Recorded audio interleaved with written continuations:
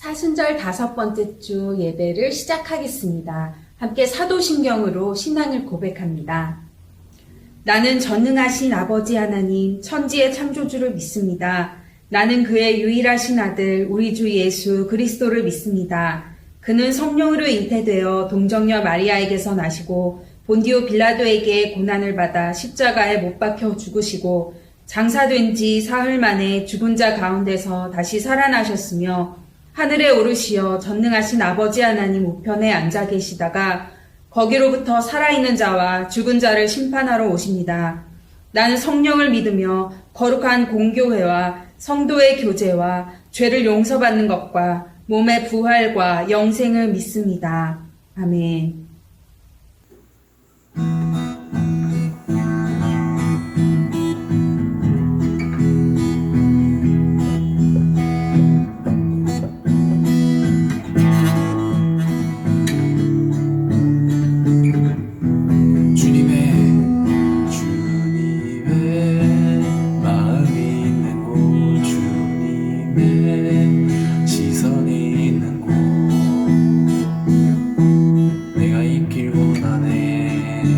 다시 한번 주님의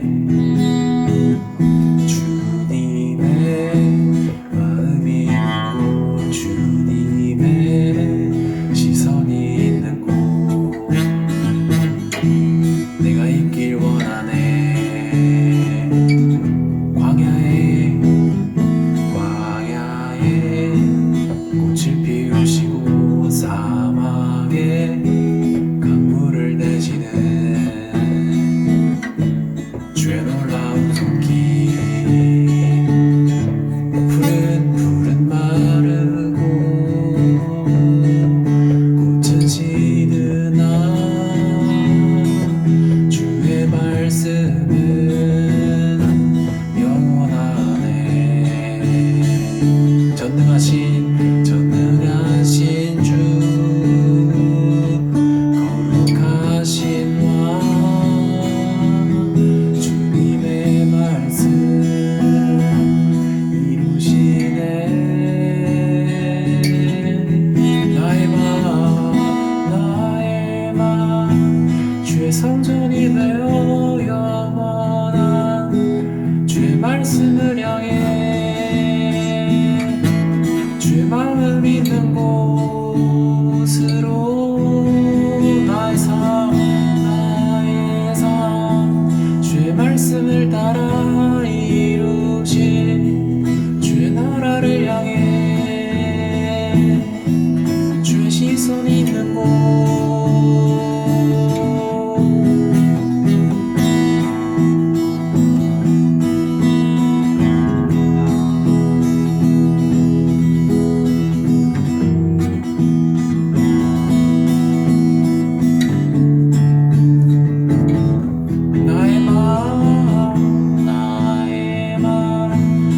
성전이 되어 영원한 주의 말씀을 향해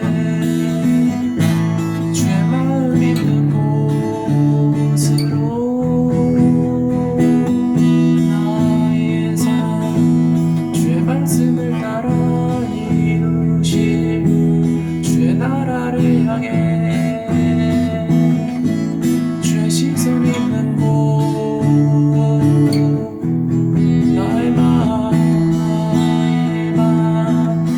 성전이 되어 영원한 주의 말씀을 향해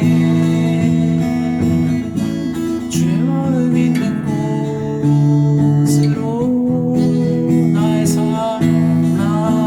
삶 주의 말씀을 따라 이루신 주의 나라를 향해 주의 시선 있는 곳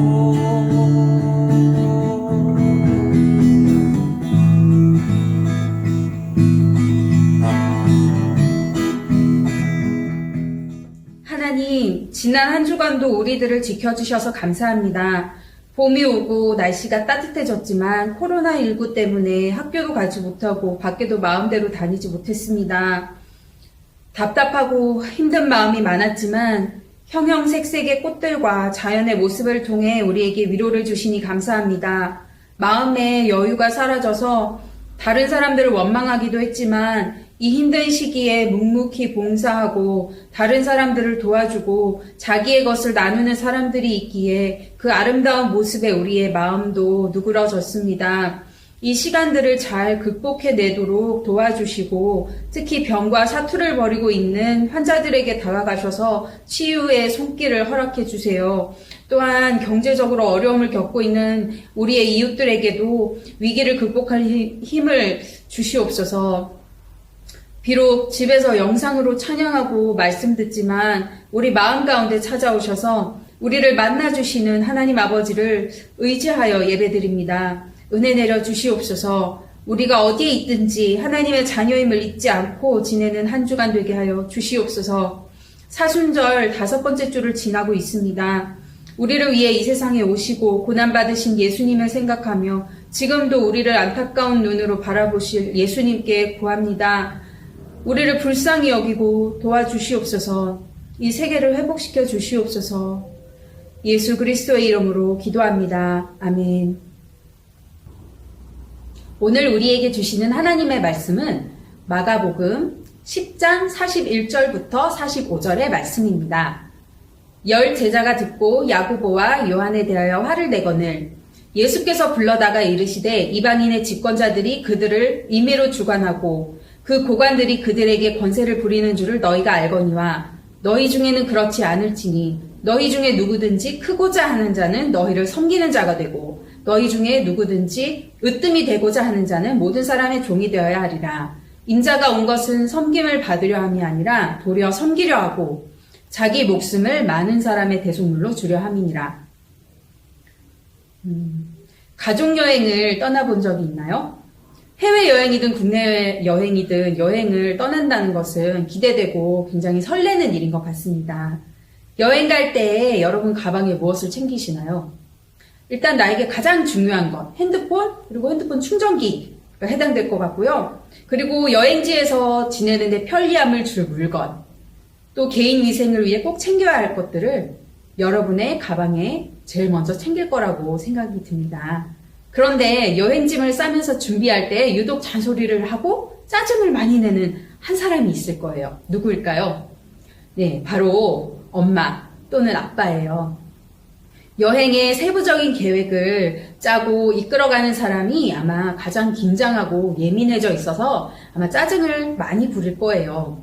특히 엄마는 가족들이 간과하고 또 챙기지 못한 것들까지 체크하고 여러분들이 또 어떤 옷을 입었는지 선크림을 발랐는지 이렇게 세세한 것까지 간섭하느라 여행 시작부터 끝까지 신경을 곤두세우고 있을 가능성이 높아요. 그런데 여러분 엄마를 이해하세요. 왜냐하면 여러분이 걱정 없이 여행을 즐기는 동안 예산이라든지 시간이라든지 또 건강 문제까지 전부 챙기는 사람이 엄마이기 때문이에요.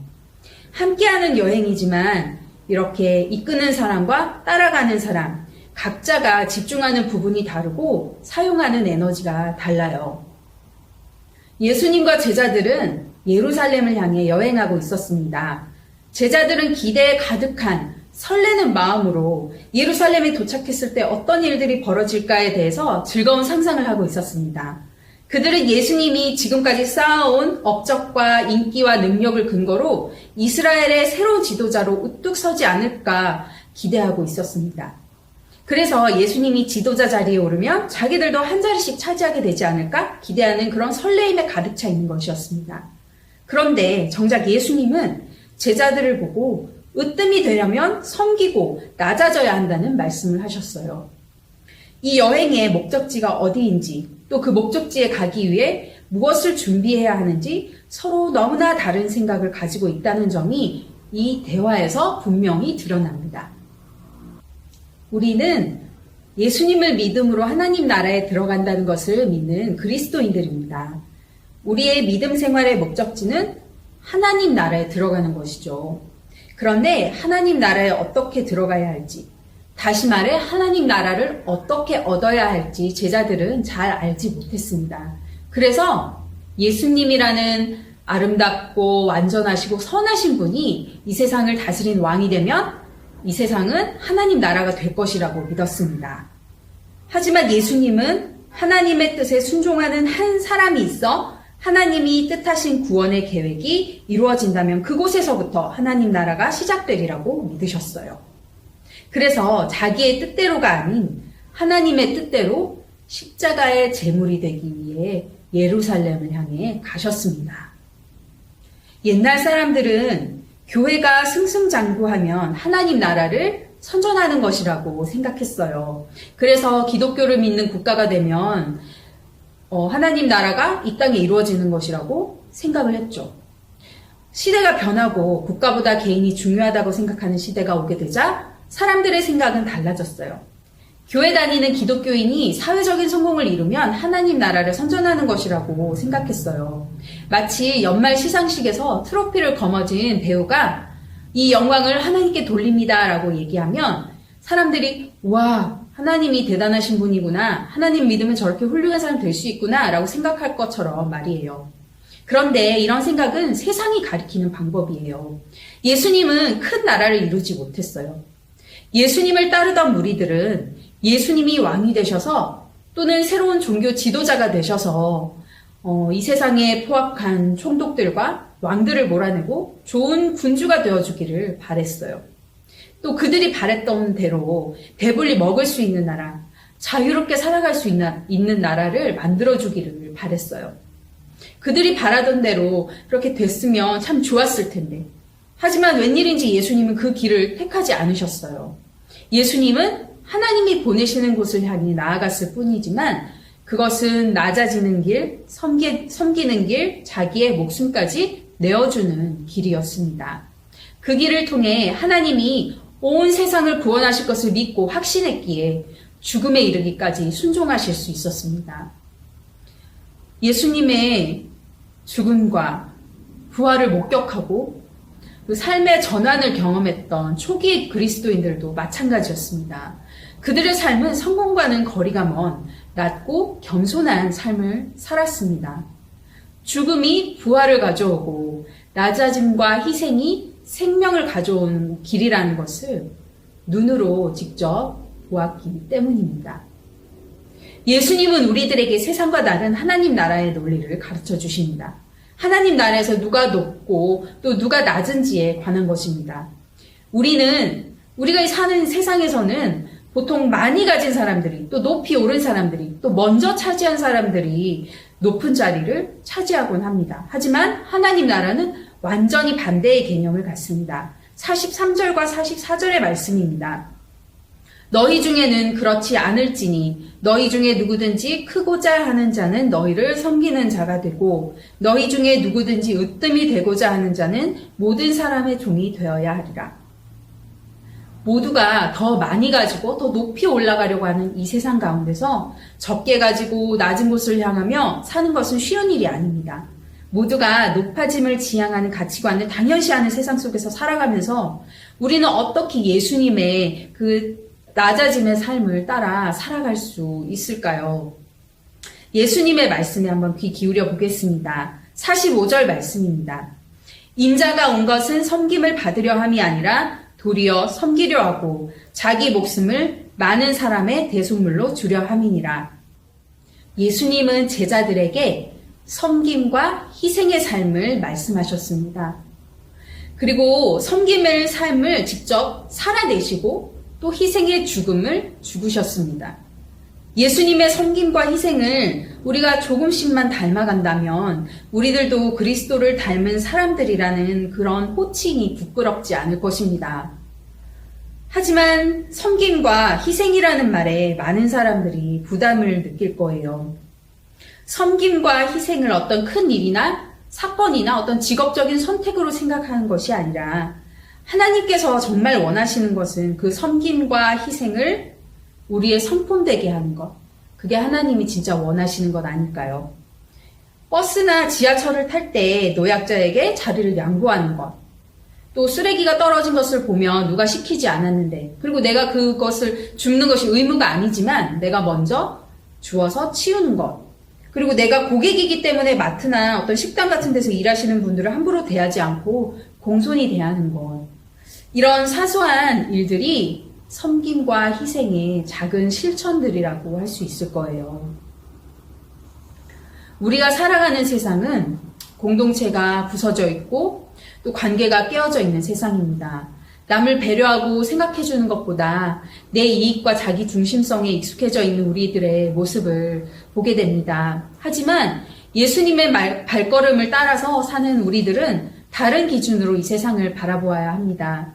예수님이 낮아짐과 섬김으로 바보 같은 인생을 사셨기 때문에 우리들도 예수님처럼 바보 같은 인생 한번 살아보는 것이 어떨까요? 비록 세상은 이해 못할지라도 하나님 나라에서는 그것이 가장 멋있는 인생이라고 이 성경은 증언하고 있으니까요. 우리 각자의 삶에서 경험하는 바가 다 다를지라도 예수님처럼 낮고 겸손한 자리를 자처하며 살아갈 때에 하나님 나라의 기쁨과 놀라운 축복을 누리게 될 것이라 저는 믿습니다. 함께 기도함으로 말씀 붙들고 세상 가운데 나아가길 원합니다. 기도하겠습니다. 하나님, 섬기는 것보다는 섬김을 받고 싶고 낮아지기보다는 높아지고 싶은 것이 우리 마음입니다. 하지만 예수님은 그런 인간의 본성을 모두 거스르신 채 낮은 섬김의 길을 가셨습니다. 예수님이 붙들었던 하나님의 말씀, 그 안에 숨겨진 하나님 나라의 약속을 우리에게도 들려주시옵소서. 우리가 섬김과 희생을 실천하며 살 때에 그곳에서 사랑이 피어나고 용서와 화합이 일어나며 하나님의 따뜻한 사랑이 전하여질 줄 믿습니다.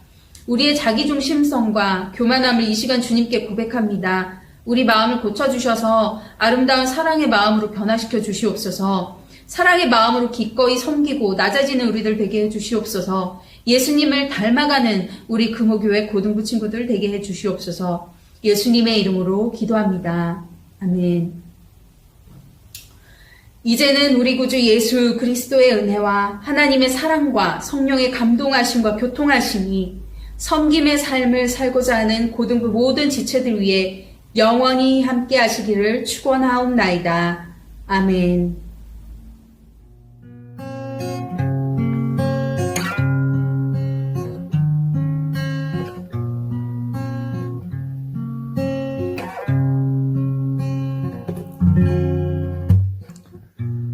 내가 사마리아에 가는 이유는 그곳에 울고 있었던 내가 있어서 햇볕이 따갑고 그늘도 없는 낮에 나는 기다렸단다. 내가 오기를 아무도 찾지 않는 낮에 우물가에요 새밤을 다 잠든 내가 내게로 온다. 아무도 찾지 않는 한낮에 우물가에 이제껏 삶에 지친 내가 내게로 온다. 난 사마리아 유인에게 말을 건다. 기쁨의 창화를 건다. 하늘 보자 내려놓고 그래 여기에 왔다고. 넌 내게 다시 재촉한다. 그물을 내게 달라 한다. 넌 이미 보았다. 그물이 여기에